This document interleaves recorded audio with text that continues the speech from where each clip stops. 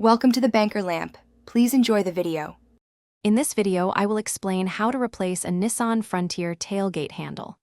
First, gather your tools: a Phillips head screwdriver, a flathead screwdriver, and a 10mm socket wrench.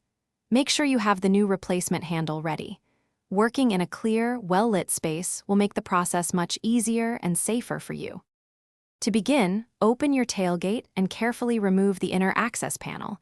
You'll typically find several screws holding it in place. Once the panel is off, locate the two rods connected to the handle. Gently pry them off their clips.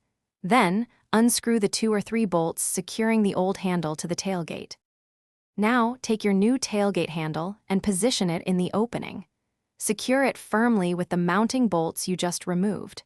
Next, reattach the 2 rods to the new handle's clips. Ensure they are securely fastened. Before replacing the access panel, test the handle a few times to confirm it opens and closes smoothly. Finally, reattach the inner tailgate access panel, making sure all screws are tightened. For optimal performance, you might want to lubricate the moving parts of the new handle. This simple replacement can be completed in about 30 minutes, saving you time and money. Enjoy your fully functional tailgate.